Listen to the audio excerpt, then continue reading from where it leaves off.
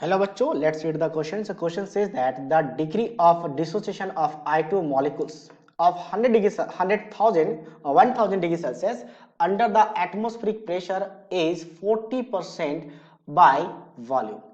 If the dissociation is reduced to 20% at the same temperature, the total equilibrium pressure on the gas is. क्या बोला गया यहाँ पे कि अगर डिग्री ऑफ डिसोसिएशन की बात करें I2 मॉलिक्यूल्स का डिग्री ऑफ डिसोसिएशन, तो ये किस में ब्रेक होगा? आपका ट्वाइस ऑफ I गैस में, ठीक है, ब्रेक हो जाएगा।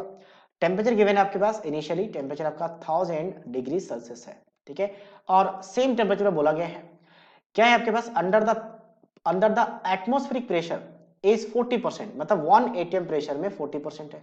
जब 1 atm प्रेशर था तो उस टाइम 40% है, तो हमें पूछा है कि आपके पास टोटल इक्विलिब्रियम प्रेशर हम गैस का कितना ले कि आपके पास। अब देखो इसमें करने का तरीका क्या है कि हम इनिशियल नंबर ऑफ मोल्स मान लेते हैं 1। मोल्स हम कुछ भी मान सकते हैं, 1 मानेंगे तो ज्यादा बेटर रहेगा, तो इसका 0 हो जाएगा। तो अब यहां से 1 मोल है, तो 1 मोल में से अगर हम इसका डिग्री ऑफ डिसोसिएशन अल्फा कह दे, तो अल्फा कैसे लिखा जाता है? जितना मोल है उसको साथ मोल्स को मल्टीप्लाई कर दो, और अल्फा बेसिकली गिवन है 40% है, 40% का मतलब 0.4 है, तो अल्फा मुझे पता है। और यहाँ पे कॉफिशिएंट 1 है, यहाँ पे कॉफिशिएंट 2 है, तो इसका जस्ट डबल बनेगा, मतलब 1 अल्फा सब्ट्रैक्ट हुआ तो 1 इंटू अल्फा का डबल, मतलब 2 टाइम्स यहाँ पे फॉर्मेशन होगा। तो यहां से कह सकते हैं इनका मोल्स पता है मुझे, ये अल्फा 0.4 है, 0.4 का मतलब कितना हो जाएगा? ये 0.6 आ गया, और ये आपके पास 0.4 यानी कि 0.8 आ गया मोल्स। तो अब हम निकाल सकते हैं मोल फ्रैक्शन।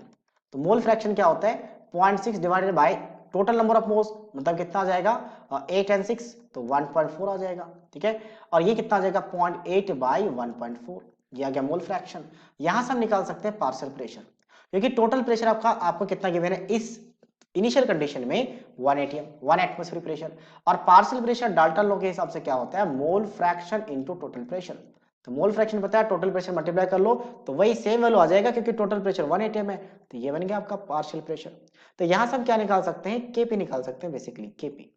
केपी क्या होता है? So that is equals to partial pressure of the product to the power their stoichiometric coefficient divided by partial pressure of the reactant to the power their stoichiometric coefficient।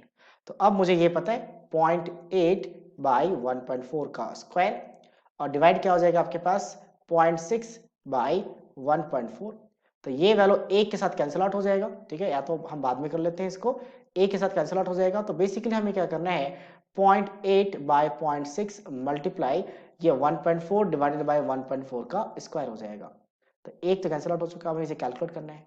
तो calculate करने के बाद KP का value यहां से आ जाता है 0.76 KP. अब यही चीज हमें क्या करना है कि आपके पास मोल फ्रैक्शन तो वही है, सब कुछ सेम है, बट अगर अगर हम यहाँ पे क्या कर ले इस कंडीशंस पे कि प्रेशर चेंज हो जाए, प्रेशर पार्शियल प्रेशर कितना होगा? पार्शियल प्रेशर सबका, अगर मैं इक्विलिब्रियम प्रेशर को चेंज कर दूं और इक्विलिब्रियम प्रेशर को पी मान लो, यानी कि सेकंड कंडीशन में उस टाइम आपका अल्फा कितना? अल्फा 2 है, तो अच्छा उसके लिए फिर हमें अलग से करना पड़ेगा। अल्फा 2 है, अल्फा 0.2 है बेसिकली, तो 0.2 के लिए मुझे अलग से करना पड़ेगा। तो बेटर ऑप्शन क्या है कि हम यहाँ से एक बार सब्ट्रैक्ट कर लेते हैं, तो दोबारा इनिशियल मोल्स लिख लेते हैं, इनिशियल मोल्स, रेड कलर लेते हैं, इनिशियल मोल्स किसके लिए? जब अल्फा आपका 20% है तो 0.2 है, ठीक है, तो उस टाइम तो 0.2 सब्ट्रैक्ट होगा तो ये बचेगा 0.8, तो 0.2 इंटू 2 मतलब 0.4। तो मोल फ्रैक्शन कितना हो जाएगा? तो मोल फ्रैक्शन आ चुका है 0.8 बाई, फिर से अब ये 1.2 है, और ये 0.4 बाई टोटल मोल्स 1.2 है। तो अब पार्शियल प्रेशर क्या होगा? तो टोटल प्रेशर को हम पी मान लेंगे जो हमें निकालना है, तो इनके साथ पी से मल्टीप्लाई कर लेते हैं। तो अब केपी के लिए तो वही फॉर्मूला रहेगा, यही वाला।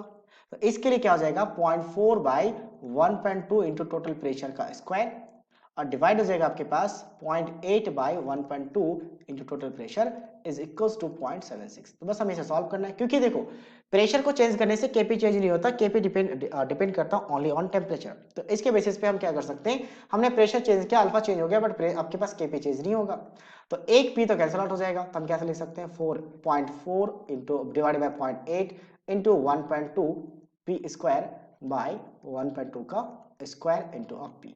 तो एक पी यहाँ से कैंसिल आउट हो गया, 7.6 के इक्वल है, एक ये भी कैंसिल आउट हो जाएगा और ये कैंसिल आउट हो जाएगा 2 टाइम्स। तो यहां से हम प्रेशर निकाल सकते हैं, प्रेशर कितना हो जाएगा? तो 1.2 तो 7.6 का मल्टीप्लाई 1.2 के साथ होगा, और डिवाइड हो जाएगा किसके साथ? अच्छा डिवीजन में कुछ नहीं है, डिवीजन में कुछ नहीं है, हालांकि ये 2 के साथ भी मल्टीप्लाई होगा, तो हम इसे मल्टीप्लाई कर लेते हैं 2 के साथ, तो ये वैल्यू हो गया, ठीक है, डिवीजन को हटा लेते हैं। तो बेसिकली हमें इसको मल्टीप्लाई करना है। तो मल्टीप्लाई करने के बाद ये वैल्यू आ जाता है लगभग आपका, अच्छा ये थोड़ा सा मिस्टेक हुआ है, यहाँ पे 0.76 है, 0.76 है, तो यहाँ पे 0.76 रहेगा, 0.76, ठीक है।